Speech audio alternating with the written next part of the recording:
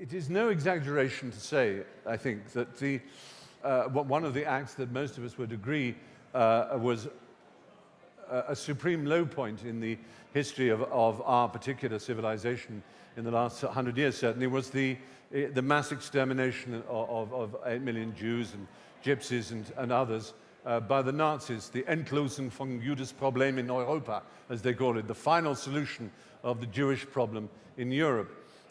Now, it is a massively difficult thing to get your head around how ordinary people, and Germans are ordinary people just like us, and if we don't believe that, then we'll be doing to them what they did to the Jews. We will be ascribing a racist characteristic just to Germans that is unique to them. I think we can all be grown up enough to know that it was humanity doing something to another parcel of humanity, and that it was very extraordinary. And we've seen examples of it in our own lifetimes in Rwanda and Burundi, and we've seen it in other places where massacres of quite extraordinary brutality have taken place.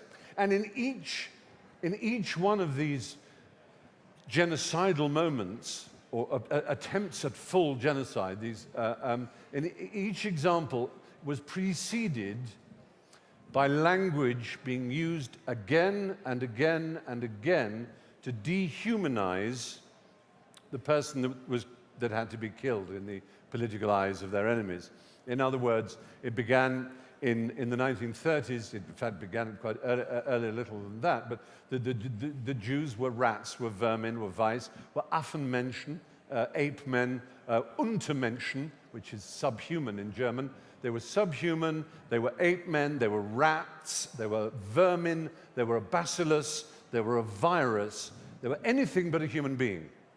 And the same thing happened on the radio as the Hutu and the Tutsi were slaughtering each other. Was again, the word rats was used, vermin, and lice and insects. And if you start to characterize week after week after week after week after week, you start to think of someone you're slightly sullen and disagree, you don't like very much anyway. You're constantly getting the idea that they're not actually human.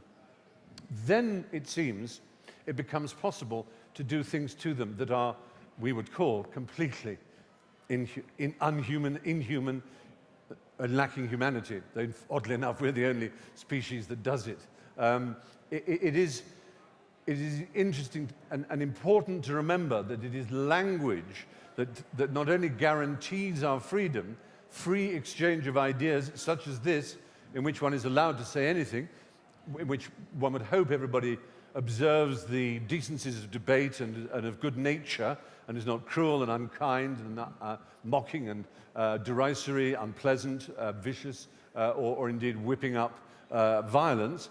But as long as ideas are exchanged freely, then we can more or less guarantee some level of stability within our society. But the moment we begin to use special language for special people and special terms of insult for special terms of people, then we can see very clearly, and history demonstrates it time and time again, that's when people are suddenly perfectly ordinary people are able to kill. There's an amazing book called Ach, die schöne Zeit,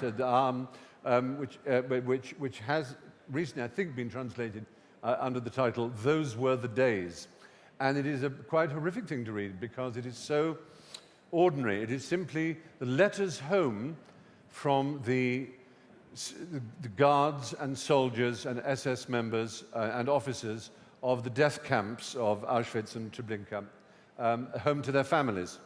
And a typical letter might read, "Oh, you would have been so proud of the men. We had an extra special action come in today on the train that we hadn't been warned about. It was a whole 700 extra had to be processed.